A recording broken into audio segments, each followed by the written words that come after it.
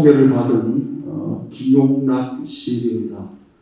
우선 1시간 반 동안 우리 구석본 선생님도 갖고 계신 여러 가지 문학적 입장이나 문학적 또 특성, 또 우리 문학하는 자세, 또 우리 같은 후배들에게 가르쳐 주실 고원 같은 이런 거를 제가 부족하지만 나름대로 최선을 다해서 여쭤보도록 하겠습니다.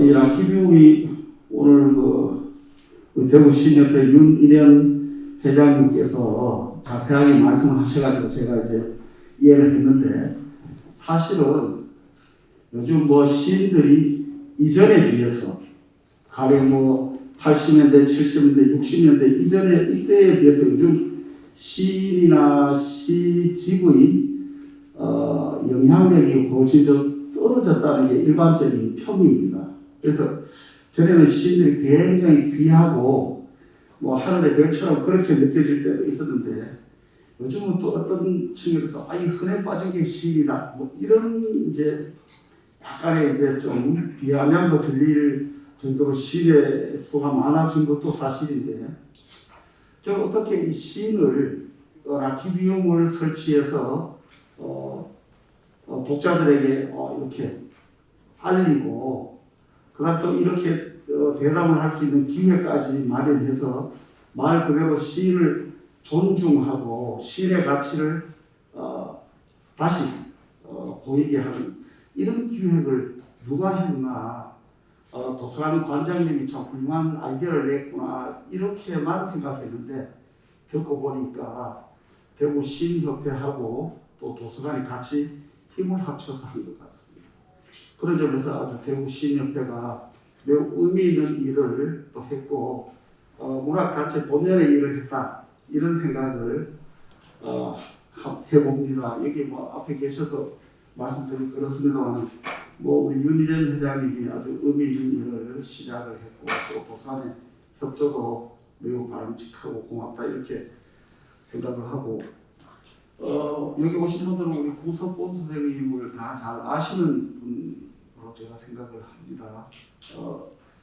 그리고 이제 객관적으로 제가 구석본 시인의 시쓰기로 공감과 소통, 소통하기니까 소통이란 기본적으로 대화가 되어야 소통이 되는 거 아니겠습니까? 그죠? 그래서 우리 구 선생님의 이야기를 들어보고 나중에 또 신앙송도 하고 여기 관계로 계신 분들의 또 질문을 그렇게 받도록 하겠습니다. 그럼 선생님 어떻게 할까요? 제가 일단 질문을 드릴까요? 네, 질문 그럴까요? 네. 선생님, 제가 알기로는 1949년 경북 칠곡 지천인가 거기 출신으로 알고 있고, 대륜고등학교와 영남대학을 졸업하시고 교편을 오래 잡으시고, 또 1975년에 시인이 되신 걸로 알고 있는데, 성장 과정하고 또 문학을 하시게 된 그런 이야기를 좀 들려주시면 좋겠습니다. 제 개인 이야기가 될 것 같습니다. 그래도 혹시 들을 만한 이야기가 될지도 모르겠습니다. 우리 시대는 학교가 예를 들어서 중학교부터 입학 시험을 쳤습니다. 입학 시험을 쳤고, 그것도 대구에 한해서가 아니고 전국 단위에서 자유롭게 지원할 수가 있었습니다. 근데 저는 시골에서 촌에서 살았어요. 우리 고향이 경상도 칠곡군 지천면입니다. 그 지천이라는 곳은 어디냐면 대구 바로 위인데, 거기에서 한 40분, 지천이라는 곳에서 도보로 한 40분 정도 걸어 들어가는 곳입니다. 그 당시에는 오지에 속했어요. 부가들 집성촌입니다. 거기에서 자랐어요. 공부를 거기 촌에서 했고, 중학교 대구로 오는데, 제가 국민학교, 그 당시에는 국민학교라고 했습니다. 다닐 때 공부를 좀 잘했습니다. 아주 잘했습니다. 그런데 대구에 와서 1차에 실패를 했죠. 중학교. 그 실패는 아마 제가 유년 시절에 처음 맛보는 아주 그 충격적인 사건이었어요. 그런데 2차에 겨우 들어가서 보니까 한참 공부를 하다 하니까 내가 천재가 아니라 아주 평범한 학생이라는 것을 점차 깨닫게 됩니다. 우리는 기차 통학을 했어요. 아까도 말씀을 드렸습니다만은 약 지천역에서 40분 걸어 들어가니까 기차로 통학한다. 이 기차로 왔다 갔다 학교를 다녔어요. 그러니까 새벽 6시쯤 돼가 나와가 기차를 타고 대구로 와서 또 도보로 학교까지 걸어갑니다. 저녁에는 오후 기차를 타고 보통 5시에 대구역을 출발하는데 당시에는 출발 시간은 정해져 있지만은 연발이락합니다. 제 시간에 출발하지 않고 1시간, 2시간 늦는 것이 비일비재했습니다. 그래서 집에 가면 밤 10시쯤 돼요. 그러니 가방을 열고 책을 들여다볼 겨를도 없었죠. 그런 시간도 허용이 안 되었을 뿐 아니라 원래 초등학교 다닐 때부터 공부를 해가지고 시험을 쳐본 기억이 없어요. 거의 뭐 그냥 시험을 치면 1등이고 그랬어요. 그거 희한해요. 그래서 공부하는 습관이 몸에서 처음부터 없었어요. 없어가지고 그런지도 모르지만은 공부할 물리적으로도 공부할 시간이 없었죠. 그래 왔다 갔다 하니까 이게 뭐냐면 초등학교 다닐 때 모든 사람들에게 칭찬받던 것이 없어졌어요. 그래서 어느 날 난 언제 이게 칭찬도 받고 상도 받을 길이 없을까 하고 고민을 했는데 글을 쓰는 것이다. 왜? 그때부터 초등학교 다닐 때 책 읽기를 아주 좋아했어요. 책 읽기를 아주 좋아했고 근데 읽을 책이 없죠. 초에 그 당시에는 요즘은 책이 이렇게 있는 데가 아닙니다. 구멍 가게에 가면 뽑기가 있어요. 만화책을 뽑는데 뽑는 데는 또 재주가 없어가지고 그 만화책을 돈을 주고 사요. 그래서 읽고 했어요. 아주 읽기를 좋아했습니다. 그래서 그 생각이 나서 맨 처음에는 난 만화가가 될 거예요.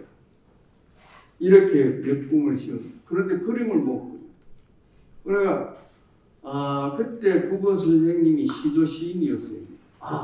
근데 시조를 써가지고 오라고 숙제를 내는데 써가니까 아주 칭찬을 하는 거예요. 맞아. 내가 칭찬 들을 일은 시조를 씁니다. 시를 씁니다. 이렇게 그때 가슴 속에 어느 정도 있었어요. 고등학교 들어갔습니다. 고등학교 대령고등학교입니다. 대령고등학교를 왜 밝히냐면 대령고등학교는 문학적으로 굉장히 좀 전국적으로 알려져 있습니다. 그리고 시인을 많이 배출했고요. 여러분들 잘 아는 정호승 시인이 야하고 같은 반입니다. 이 친구와 만나가 또 절망을 했죠. 왜? 정호승이라는 시인은 학생 문사로서 전국적으로 이름을 떨쳤습니다. 이 친구가 벽이 되었어요.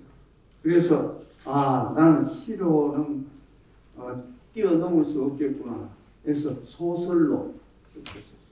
그래서 대학교에 들어가서 소설을 썼습니다. 소설을 써가지고 영대 학부에 단편 소설을 연재를 했는데 학부는 일주일에 한 번씩 나오기 때문에 단편 소설이지만 한 학기 내내 연재가 됩니다. 연재를 하고 저는 신춘문예를 한 번도 안 해봤어요. 안 해봤는데 지금 보면 지금 생각하면 좀 후회가 돼요. 그런데 소설만은 신춘문예를 했어요. 그래서 그때 매일신문 신춘문예가 아니고 소설은 매일 문학상 하면서 따로 뽑았어요. 따로 뽑았는데 내가 거기에 투고를 해가지고 본식까지 올라갔습니다. 그래서 그때 처음으로 내 그 친구들이 소설 썼다 하는 것을 그때 처음 알았죠. 그러다가 어느 해 소설은 부지런해야 된다 하는 것을 알았어요. 나는 그 선천적으로 좀 게을렀어요. 그래서 나의 게으름을 알고 이제 시로 간다 하고 시를 쓰기 시작했는데 제 성격이 어디에 하나 빠져버리면 거기에 정말 몰두를 합니다. 그래서 시에 몰두해가 1975년에 그 등단을 했습니다. 그때 대구에서 제가 등단할 그 무렵에 내 친구들이 앞서거니 뒤서거니 그 등단을 계속 이어서 했어요. 그 친구들이 아직까지 전보다 활발하게 아주 활동을 잘. 우리 선생님의 아주 시가 참 좋던데요. 이거 보니까 자선시 낭독을 한 편 하도록 하겠습니다. 오늘 그 자료를 나눠드렸는데 첫 시인 오독을 시낭송가이자 시인이신 우리 이지희 선생님께서 해주시겠습니다. 오독 구석본 책의 자막에서 문장을 분장, 산을 오른다를 신을 오른다로, 성매매를 정매매로, 사건을 시간으로 읽었다. 오독이었다. 가을날 수목원 개운나무에 걸린 명패에서 수액은 약이 되나 독성이 있다를, 추억은 약이 되나 독성이 있다로 읽는다. 오독이다. 고목나무를 고독나무로 읽은 날 비로소 알았다. 오독이 아니라 그대 떠나간 텅 빈 마음에서 울려온 말씀인 것을. 이 가을 수목원에는 고독나무가 붉게 물들어가고 있다. 이 오독이라는 시는 제가 보니까 선생님의 5번째 시집인 고독과 오독에 대한 에필로그라는 이런 시집이 있는데요. 보신 분도 계시겠지만 이 시집이 매우 뛰어난 시집입니다. 저는 이 시집을 읽고 아주 굉장히 감동을 받았는데 아니나 다를까 이게 발표된 2019년도 문학나눔에 선정이 될 정도로 아주 좋은 시집이고, 특히 오독이라는 시도 읽으면 다 들어보셨으면 알겠지만 참 좋은 시 같은데 선생님이 조금 전까지는 출생해서 또 공부가 1등 했다는 말씀 하시고 또 정호성 씨랑 같이 이제 고등학교 다니고 또 소설도 썼다는 일반적인 말씀을 좀 해주셨는데 1975년도에 등단을 좀 이렇게 하신 셈인데 이 등단 전후 이야기, 그다음 또 등단을 하실 때 배우 선생님이나 영향을 받은 시인이 있거나 이런 또 이야기 좀 해주시죠. 얼마 전에 이 이야기에서 약간 벗어나서 우리 그 문학 청년 시절에 어른들로부터 이야기 들은 시인은 하늘이 내린 제일비리라 이런 이야기 나오시 들었어요. 왜냐하면 그만큼 고민을 많이 하고 고민을 많이 한 것이 우리 인간에 대해서 혹은 이 세상에 대해서 모든 번뇌와 고민을 하는 존재가 시인이라는 그러한 측에서 이제 그런 이야기를 했어요. 근데 한 열흘 전인가 정호수하고 대구에서 만나가 차를 한 5시간 가까이 이야기를 했습니다. 하면서 마지막 결론은 뭐냐? 우리는 참 시를 쓰기 때문에 행복하다. 왜? 평생 죽을 때까지 할 일을 가지기 때문이다. 이런 결론을 했습니다. 그래서 시를 선택한 것 결코 후회는 하지 않는데 당시 등단 그 무렵에는 엄청나게 고통받았습니다. 등단하기까지도 엄청난 고통이었어요. 요즘은 딱 한 번 그 시인상 제도죠. 딱 1회로 끝납니다. 그때는 1년에 한 번 추천을 받아요. 그래서 약 3년 걸렸습니다. 제 같은 경우에는 한 2년 걸렸는데 그게 도제 형식이에요. 그 추천하는 분에게 늘 그 사사를 받습니다. 직접 작품을 써가지고 가서 받고 하는 그 시 지도를 받는 그 시간은 굉장히 가슴 떨리는 시간이면서 긴장된 시간입니다. 그런 시간을 약 2년 정도 견딘다는 것을 여러분들 한번 상상해 보세요. 저는 2년 견뎠지만 다른 분들은 많은 분들이 3년 견뎠습니다. 어느 해 유한진 선생하고 만나서 이야기했는데 유한진 선생이 박목월 선생한테 추천을 받았어요. 그래서 마지막 추천 완료를 할 때 박목월 선생 대문을 나서면서 다시는 이 집에 오지 않을 것이다 라고 가슴속에 다짐을 했대요. 왜냐하면 그만큼 고생을 했다는 거예요.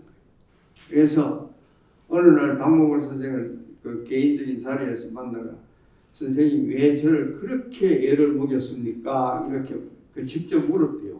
물으니까 자네는 국문과가 아니고 심리과예요. 그런데 유한진 선생이 교육심리인가? 그걸 전공을 했어요.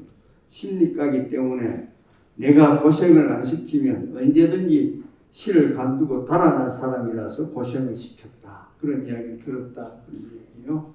그래서 우리 후에 세대는 더 많은 훈련을 받았지만 우리 시대도 굉장히 훈련을 많이 받았어요. 아까 김용락 선생이 아직까지 시인이 안 되는 이런 우스갯소리가 있다 하는데 지금은 시인 대량 생산 시대입니다. 한 권으로 추천을 받고 그것도 수많은 문예지에서 추천을 동시에 하니까 많은 문인들이 일거에 탄생하죠.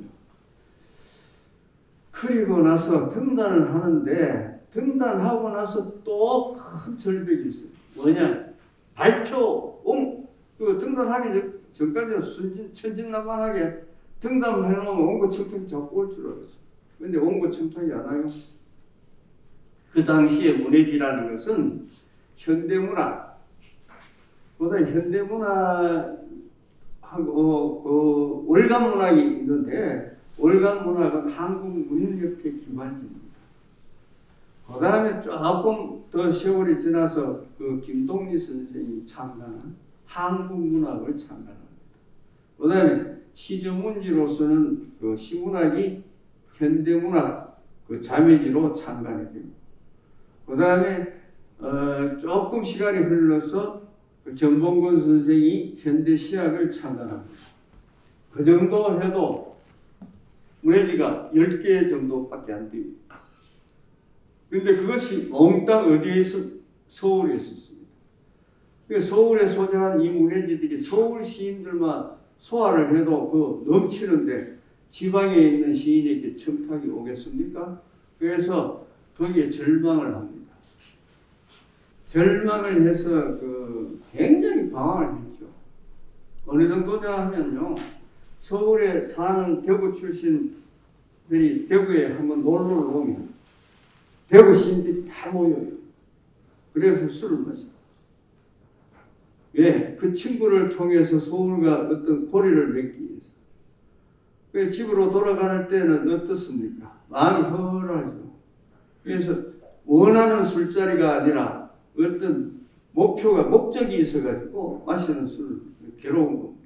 그래서 그때 그런 맛. 그리고 이제 서울에서 유명한 시인이나 평론가들이 대구에 옵니다. 주로 뭐하러 옵니까? 심사하러 옵니다. 왜 대구는 심사위원을 대구 시인도 많은데 그렇게 서울에서 불러들일까? 그 당시에 한편 그런 생각을 하면서 또 그것이 기회가 됩니다. 그분을 모시고 또 술을 마십니다. 그런데 그 자리에 초대 안 받는 그 시인은 별 볼 일 없어요. 초대받는 것만 해도 아주 고맙게 생각하고 나가서 원래 성격이 내성적인 데다가 그러니까 말 주변도 별로 없지. 그러니까 구석에 나를 드러낼 시간이 방법이 없어요. 그래서 술만 홀짝홀짝 마시다가 술값 계산할 때 화다닥 뛰어나가 맨 앞에 선두로 서서 이제 술값 계산하고 앞장서서 그것으로 나를 겨우겨우 한 번씩 드러냅니다. 그래서 이것이 아니다. 시를 쓰는 것을 포기하는 수밖에 없어요. 또 시를 한 편 듣도록 하겠습니다. 두 번째는 떠돌이별, 우리 김연미 시인님께서 해주시겠습니다. 떠돌이별 구속동 혼자였습니다. 엘리베이터의 문이 닫히는 순간 도시에서 오직 혼자가 되어 있었습니다. 빛나는 것들은 유리벽 밖에서 목짓만 보이며 그들의 자리에서 번쩍이는 어둠도 나가 이 도시의 풍경이 되고 있었습니다. 이윽고 엘리베이터가 움직이기 시작하면 밖에서 빛나던 것들이 아래로 내려가 도시의 한가운데로 침몰합니다. 침몰하는 그들의 향하여 소리 지르는 그리움의 고난이 무너지고 하늘에서 절망적인 요령이 우르르 내려와 엘리베이터의 공간을 가득 찹니다. 보이지 않는 끈에 매달려 캄캄한 하늘로 올라가는 나는 이 도시에 이름 없는 떠돌이별이 되었습니다. 아마 지금부터는 우리 부석본 선생님이 우리가 잘 아는 시와 과시라는 잡지를 세 사람이 같이 창간을 해서 18년간 하시고 요즘은 시인시대라는 또 개간 잡지를 창간해서 지금 6년째 하고 계시니까 이분이 등단한 지가 2019년 마지막 시즌이 나올 때까지가 이제 44년이고 44년 동안에 시집을 5권밖에 안 내셨더라고요. 5권 중에 특히 뭐 제가 과문이어서 그런지 모르지만 이 마지막 시집 정도가 제대로 평가받고 그 전에 시집들은 큰 평가를 못 받았는데 이제 그런 것하고 과작 또 평가 문제하고 지역에서 좋은 잡지를 만드는 편집자로서의 기능 같은 게 어떤 역할을 했을까 하는 이야기를 우리 아주 귀한 이야기를 들어볼 수 있을 것 같습니다. 제 시집은 4권 다 평가받았는데 죄송합니다. 제가 이제 평단하고 아까 절망을 했죠. 절망을 했는데 잘하는 일이 있어요. 뭐냐면 술을 좀 잘합니다. 그 다음에 술값 내는데 인색하지 않습니다. 그걸 참 잘했어요. 그러니까 주변 친구들이 나를 대부분 다 좋아했어요. 그러니까 젊은 날부터 내가 30에 30살인가 그 고물에 대구로 왔으니까 직장을. 그러니까 자꾸 내한테 뭘 하라 하느냐 하면 문인협회 회장을 자꾸 하라. 그래서 난 그 협회 회장 같은 거 안 한다. 그런데 덜컥 초대 대구문인협회 감사가 됐어요. 그때부터 그 대구문인협회 일을 젊은 시절에 많이 감사해서 시군과 이원장, 이사 여러 가지 역할을 합니다. 그 역할 이면에도 그 가슴 속에는 무엇이 있었느냐 하면 발표 문해지를 만들어야 한다. 그래서 그 문인협회 이범으로서 역할을 했는 것도 대구 문협을 통해서 이거 문해지를 창간하는 길을 나름대로 모셔가는 것이 안 맞느냐 이런 생각을 했어요. 그게 안 돼요.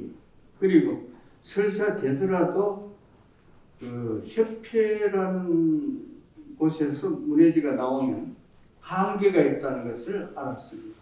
왜? 협회에서 나오는 문해지는 편집권이 없습니다.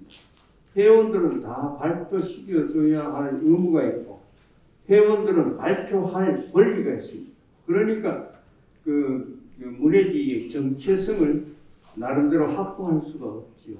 그런 면에서 우리나라 전국 각 협회에서 문해지가 나옵니다. 나는 그 제대로 된 문해지로 인식을 못 받죠. 심지어 한국문인협회에서 나오는 월간문학도 마찬가지입니다.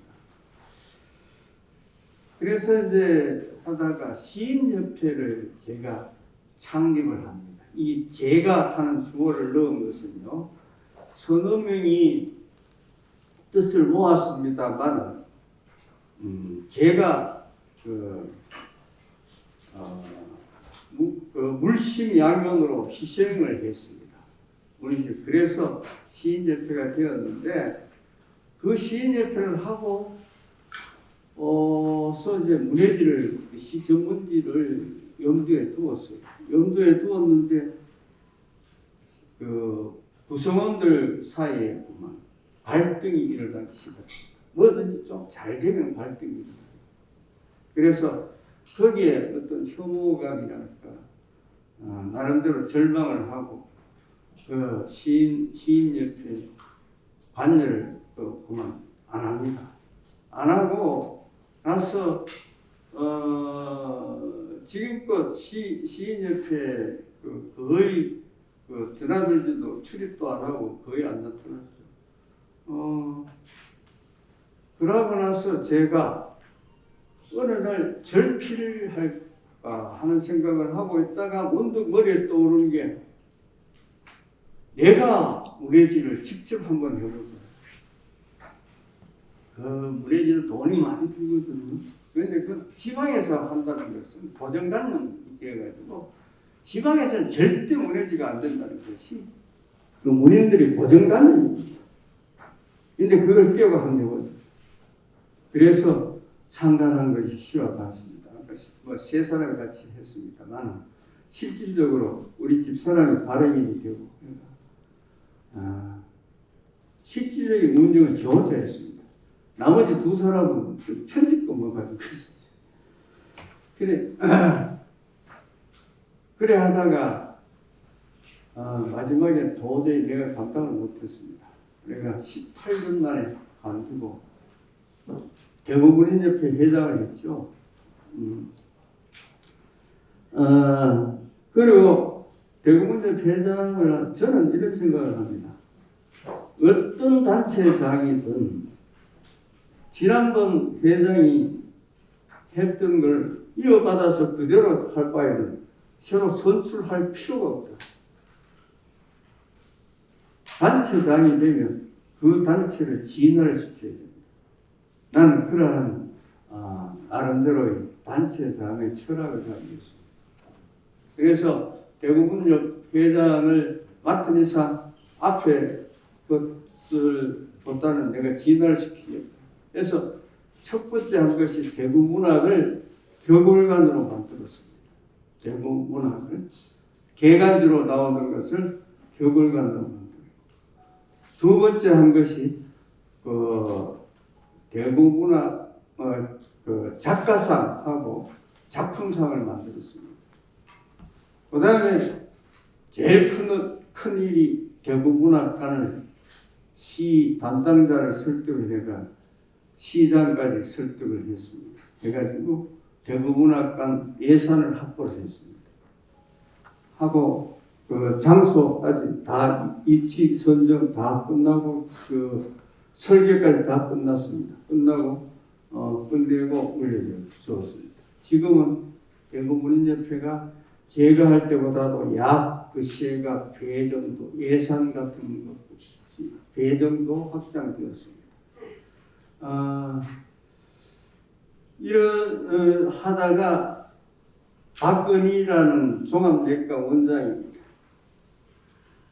그분을 만났어요. 만나서 내가 문해지를 한 5년 전에 일하다가 쉬었는데 당신이 만약에 나를 도운다면 한번 새로운 문해지를 한번 창단을 하겠다. 그게 선뜻 승낙을 해요. 그래서 나와 뜻을 같이 하는 한 20분 정도 함께 힘을 모아서 지금 시인 시대가 창간 5년을 넘겼습니다. 그래서 전국 시인들 사이에는 꽤 좋은 문해지로 알려져 있습니다. 여러분들도 기회가 있으면 한번 보십시오. 왜 이런 작업을 했느냐 하면 누군가 하지 않으면 영원히 지방에 있는 시인들은 영원히 발표할 길이 없다. 누군가 희생이 되어야 된다. 그게 나일 수가 있구나 하는 생각에서 내 개인적으로 엄청난 희생을 했습니다. 왜냐하면 그 문해지라는 것은 무조건 투자를 해야 됩니다.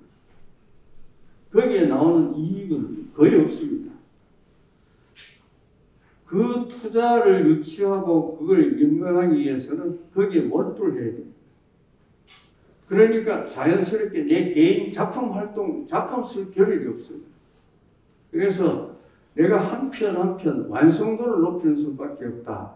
이런 생각으로 지금까지 5권 시집을 냈고, 그 시인 시대가 어느 정도 이제 재정적으로 어느 정도 안정이 되니까 이제 남은 시간 얼마 안 남았지만 시를 써야 됩니다. 오로지 내 시를 쓰는데 모든 걸 바쳐야 되겠구나 하고 지난해 지금 원래 내가 등단 이후 최고로 많은 작품을 발표했습니다. 거의 20편 가까이 발표했습니다. 내 스스로 적분한 이 대견한 데가 있다 이런 생각을 합니다. 별이라는 시하고 눈일이라는 시를 두 분이 나와서 차례로 나와서 하도록 하겠습니다. 별은 정진윤 시인님이 해주시겠습니다. 구석고 멀리 있는 것은 한나라 멀면 멀수록 그 빛은 태초의 말씀처럼 용롱하나 이승의 몸으로는 따라갈 수 없는 그대. 여두홍 시인님께서 눈일을 해주시겠습니다. 눈일 구석본 누가 우리를 희다합니다. 그러나 우리는 우리의 빛깔이 없습니다. 떨어져 얼음을 만나면 얼음빛으로 녹고 아스팔트를 만나면 아스팔트빛으로 녹을 뿐입니다. 우리는 우리의 빛을 드러내지 못합니다. 우리의 빛을 숨기고 숨겨 드러나 있는 세상 모든 빛 속으로 하염없이 녹아듭니다. 가끔 숨겨진 우리들의 빛 속에 튕겨져 나가는 햇살이 있어 캄캄한 허공 한가운데로 날아오거든요. 눈부신 곳으로 아득히 살쪄 마침내 누군가의 가슴에 지워지지 않는 무늬가 될 일입니다. 지워지지 않는 누군가의 그리움으로 남을 뿐입니다.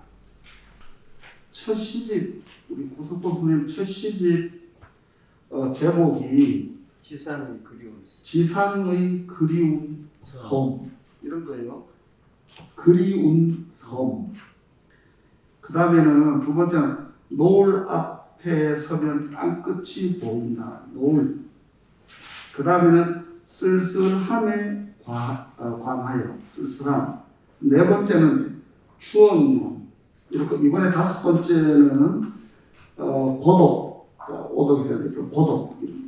여러분 들어보시니까 다 못해서 내가 그리움, 노을, 쓸쓸함, 추억, 고독, 소위 말하는 서정시의 언어들로 제목이 쫙 라인업이 됐다는 그런 느낌을 받잖아요.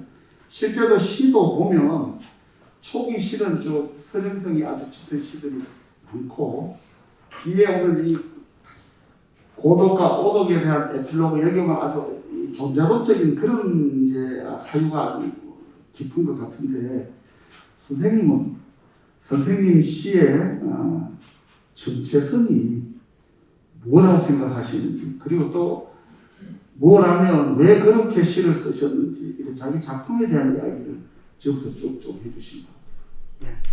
제 시창작 가운데를 1,500명 수료입니다. 여기에 대한 책임을 져야 합니다. 책임을 지는데 그 등단 장사하는 이른바 그 삼류 문예지 이런 데를 소개를 할 수 있겠습니까? 그래서 거기에 오염되지 않도록 하기 위해서 아주 고민을 했습니다. 그러다가 우리 그 수료생들 중심으로 대구 생활문인협회를 구성을 해서 거기에 개간지가 나옵니다. 시인부라. 근데 한번 보시면 굉장히 알찰 겁니다. 근데 거기에는 제가 편집 방향이 원칙이 뭐냐 신인상 하는 걸 없앴습니다. 발표하는 걸로 등단이라고 생각합니다. 신인상이라는 제도를 이용해서 시인을 도구로 생각하는 아주 못된 문예지들이 너무 많다. 그래서 그런 문예지가 걸어가고 있는 길을 가면 안 된다. 그래서 지금은 자생력을 갖출 수 있도록 하기 위해서 저는 거의 간섭을 안 합니다. 간섭을 안 하고 뒤로 물러앉아 있습니다. 아주 열심히 하고 잘하고 있습니다. 한번 주목을 해 주십시오. 그 문예지가 아주 개성이 분명한 그러한 문예지가 될 겁니다. 제 작품 그 1970년대 우리나라 시의 경향은 참여시가 나와서 굉장히 화제가 됩니다. 참여시와 순수시 논쟁이 벌어지죠. 그런데 시류상은 참여시가 순수시를 압도하는 그러한 분위기였습니다. 맞습니까? 그런데 우리는 체질적으로 참여시가 안 돼. 흉내도 한번 내보자 하고 그래 했는데 그 당시에 유명한 그 참여시로 유명한 사람들이 그 당시에 70년대 다 나옵니다. 그런데 저는 시는 역시 영원성을 가져야 됩니다. 시간적, 공간적 그 제약을 받아서는 안 됩니다. 그러한 생각을 가지고 있습니다. 그래서 인간 존재에 대한 탐구, 인간 기본적인 어떤 그 감성에 대한 탐구, 또 죽음이라는 것에 대한 탐구, 이런 것이 시의 영원한 제재가 되어야 되지 않겠는가 하는 생각이었고, 제가 아까 초기에 중고대를 통합을 했다 했습니다. 당시에 우리나라가 가난한 시절이어서 우리 동네에서 고등학교 다니는 사람이 나밖에 없었어요. 그 밤길을 40리길, 그것도 그 숲길, 고갯길을 이렇게 걸어서 밤길을 다닌다는 것. 지독한 두려움, 지독한 고독 아니겠어요? 그래서 제가 지금도 간이 아주 쿠닥합니다. 왜냐하면 그때 달렸대요.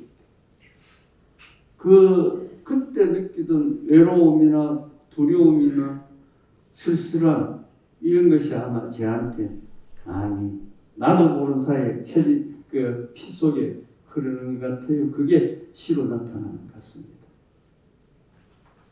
좋은 시를 두 편을 또 잇따라 듣도록 하겠습니다.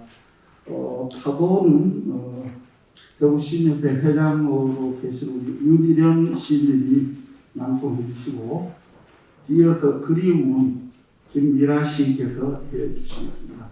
파도, 구석돈. 사랑한다는 것은 영혼 깊이 숨어있던 태초의 그 물결이 급기야 파도가 되어 너와 나 이쪽과 저쪽을 가로막는 방파제 앞에서 철썩거리며 한없이 철썩거리며 몸을 허옇게 부수는 일이다. 그리움, 구성본. 나의 애인은 언제나 마리 밖에 서 있다. 내가 눈부신 목소리로 사랑한다 하면 사랑 밖에 서 있고, 그립다 하면 그리움 밖에 서서 불빛처럼 깜빡이며 나의 가슴을 깨우고 있다. 나의 그리움이 만리까지 쫓아가면 또 만리 밖에 서는 나의 애인아, 내가 가질 수 있는 것은 이성에서 풀리지 않는 그리움 하나뿐인 것을 만리 밖에서 보내는 불빛 같은 그대의 신으로 비로소 안다. 그래서 선생님은 이제 시를 뭐 영원이라든가 참 실존적인 어떤 확인이라든가 그런 시를 쓰셨잖아요. 그럼 혹시 시를 쓰고 시인이 되실 때, 야, 이런 분들한테 약간 이제 영향을 받았다, 시 가르침을 받았다. 그 다음에는 여기 계신 분들이나 후배 시인들한테 시를 이렇게 써라. 그래야 좋은 시를 쓸 수 있다. 그런 팁을 좀 주시죠. 저는 특정한 시인에게 그 영향을 받은 것은 아닙니다. 그 당시에 1960년대 시인들의 작품을 많이 읽었습니다. 많이 읽고 고등학교 다닐 때 그 헌서점에 가면 그 지나간 잡지, 현대문학 같은 잡지, 지나간 잡지, 그게 아주 흔하게 버스비 정도 하면 살 수가 있었어요. 그래서 그런 책을 많이 읽었는데, 특정한 시인의 시가 아니고 어느 시인의 작품 하나에서 하나의 한 구절 한 구절, 좋은 구절, 내 작품을 보완할 수 있는 그 구절, 이런 것을 주로 읽었어요. 그래서 나는 지금도 강의하면서 수강하시는 분들에게 권유하는 것은 특정한 시인의 작품이 일방적으로 영향을 받지 말고 다양한 작품, 좋은 작품을 보고 자기가 쓰는 숫자과 그 자기 작품이 모자라는 부분을 찾아갈 수 있는, 영감을 얻을 수 있는 그러한 시를 여기저기에서 한번 찾아보세요. 그런 이야기를 합니다. 그 다음에 저는 시, 아마추어와 프로의 시가 어떤 차이가 있을까? 아주 미시한 종이 한 장 차이입니다. 뭐냐? 전문적인 시인의 작품에서는 창조적인 요소를 가진다. 그게 세 가지다. 첫째 하나, 시적 대상에 대한 새로운 세계를 발견하는 것, 그 재해석하는 것. 둘째, 삶의 원리를 새롭게 찾아가는 것. 셋째는 표현 기법을 새롭게 창조하는 것. 그 세 가지 중에 한 가지만 이루면 그 전문적인 시인이라고 할 수가 있고, 아마추어적인 시는 누군가 한 이야기를 약간 변형해서 하는, 그게 아마추어적인 시인이 아닐까, 이렇게 제가 그 강의하는 시간에 한 번씩 제시를 합니다. 그 다음에 저는 대학교 다닐 때, 학교 다니면서 뭐냐면 그때 비로소 내가 너무나 평범한 사람이라고 하는 걸 알았습니다. 그전에는 사실 아까 초등학교 다닐 때 내가 대한민국에서 최고 뛰어난 천재인 줄 알았어요. 근데 중학교 들어가고 대구에 들어와서 내가 평범한 차츰차츰 하다가 대학교 들어가서는 확실히 약간 모자라는 상태가 아닙니다. 오히려 그런 쪽에서 나를 봤습니다. 그러니 문학은 상상력의 소산이죠. 근데 이 내가 가진 능력이 약간 모자라는 것이니까 이걸 상상력을 증폭시키기 위한 방법이 뭐냐? 모든 생각을 거꾸로 해라. 뒤집어서 생각해. 거기에 쳐줘라. 여기에서 이제 여기에도 나와 있습니다. 뒤집어서 거꾸로 생각해라. 우리 대구 사투리는 거꾸로. 그런데 이걸 대학교 1학년 때부터 그런 생각에서 이제 젖었는데 나중에 보니까 문학 용어에 낯설게 하기가 여기에 해당됩니다. 낯설게. 그런데 낯설게 하기보다 더 내가 거꾸로 생각하라 하는 단순하면서도 극단적입니다. 그래서 여기에 눈이라는 작품이 있는데 이 작품은요 1980년대 89년인가 90년이 무슨 현대문학이 발표된 작품입니다. 이게 뭐냐면 겨울방학이 과제가 올 겨울방학 때는 눈이라는 작품을 한 써보겠다 했어요. 눈은 없습니까? 힙니까? 희지요. 이게 거꾸로 생각하니까 눈은 어떻게 됩니까? 꺼봐야 되잖아요. 그래서 눈은 껐다 꼭 생각하면 다니니까 내가 또라이죠. 시인은 또라이가 돼야 되는 거예요. 그래서 눈은 껐다 이게 이야기가 되는 겁니까? 이야기가 안 되잖아요. 근데 대구는 또 눈이 잘 안 오잖아요. 근데 어느 날 눈이 오기 시작해요. 그래서 아파트 마당을 뛰어내려갔어요. 놀라운 걸 발견했습니다. 왜냐하면 시멘트에 눈이 떨어지는데 보니까 안 흰 거예요. 희지 않고 시멘트야. 왜? 눈이 떨어지자마자 녹아버리잖아요. 녹아버리니까 아스팔트에 내리니까 아스팔트 빛이 되고 그게 검은 빛 아니에요. 왜? 우리 손등에 내리니까 손등빛이 되는 거예요. 그걸 찾아냈습니다. 그러자 단숨에 눈이라는 작품이 나왔습니다. 그것도 1, 2가 나왔습니다. 단숨에 1과 2가 나왔어요.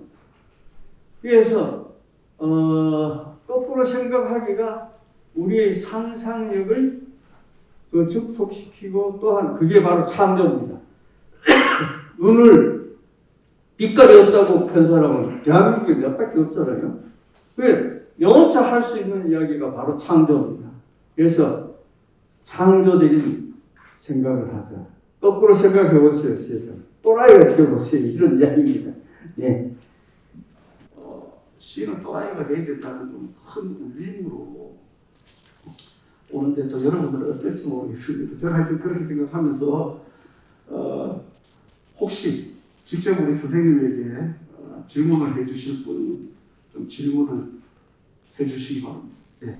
처음에는 시인으로 출발해서 소설로 등단을 하고 그리고 다시 지금까지 또 시인으로 쭉 가고 계시잖아요. 근데 왜 소설로 갔으면 소설로 등단했으면 그게 오히려 더 가는 방향이 맞지 않았을까? 그런 생각이 살짝 들고요. 또 왜 또 다시 또 시인으로 오셨는지 그리고 또 무엇보다 시를 쓰다가 소설을 쓰다가 이게 왔다 갔다 이게 가능할까요? 아니, 소설은 등단한 것은 아니고 대학교 학부에 연재를 했습니다. 근데 그건 충분히 가능합니다. 그런데 시와 소설 넘나들 수도 있고 동시에 같이 시도 쓰고 소설도 쓰시는 분이 있습니다. 그런데 제가 생각하는 거는 어느 한 곳에 몰두하는 게 안 맞느냐 본인으로서 그런 그 개인적인 생각입니다. 또 하나는 당시 아까 제가 이야기했습니다만 그 소설은 굉장히 부지런해. 그 부지런한 게 어디냐면 정신적으로도 부지런해야 되지만 육체적으로도 부지런해야 됩니다. 다시 말해서 그건 많이 다녀야 되고 많이 봐야 되고 많은 조사를 해야 되고 이래요. 제가 소설 지금도 아닌 것은 저도 소설 자료를 모으기 위해서 신문도 스크랩도 하고 그랬어요. 그런데 그거는 내가 중간에 포기한 것은 내 스스로 나는 게으른 사람이다. 적당히 게을러서 오히려 좋은 게 쉽니다. 이 말이 그 시인들은 다 실감할 겁니다. 적당히 게으른 것이 씻는데 또 도움도 됩니다. 별로 외로워 보이지는 않으시는 것 같은데 왜 이렇게 외로움이라는 단어가 시어가 많이 들어갈까 그냥 궁금해서 한번 여쭤봅니다. 맞아요. 그런데 내가 그 어느 특정한 그 그리움의 대상은 흔히 남자에게 그리움은 여성일 수 있는데 그런 것은 아니고 내가 아까 아주 산골에 살았다 했잖아요. 내가 첫 시집에 있는지 없는지 모르겠습니다. 고향 이야기였어요. 앞에도 첩첩산이고 뒤에도 첩첩산. 대구하고 아주 가까이 있으면서 오지였습니다. 멀리서 보면 그 산마루에 올라서 멀리서 보면 대구 앞산에 그때 미군 부대가 있었는가? 예. 그 불빛이 보였어요. 그 정도로 가까워요. 그런데 도시가 늘 그리움의 대상이죠. 동경의 대상이죠. 그 다음에 그러므로 해서 그 시인은 결핍의식인데 외로움을 느낍니다. 그 다음에 그게 겉으로 보기에는 내가 안 외롭죠. 그런데 외로움은 지극히 주관적입니다. 그 이어령 선생이 군중속의 고독이라고 했습니까? 그런 말이죠. 그런 말이 있습니다. 그 다음에 또 하나는 제가 아까 전 체질적으로 참여시 쪽 현실에 대한 비판 이런 것이 아니었다. 그게 내 체질이에요. 그 다음에 내 시로하고도 배치가 돼요. 내 시에 대한 생각은 공간적, 시간적 한계를 뛰어넘어야 됩니다. 그 현실이라는 것은 현실이 늘 지나갑니다. 지나가버려요. 예를 들어서 기차 끼려고 오막살이 가능했습니다. 아기 잘도 잔다. 이 우리 동료가 있는데 요새 아이들한테 기차 끼려고 오막살이 아기 잘도 잔다 칙칙푹푹하면 아이들이 알아듣습니까?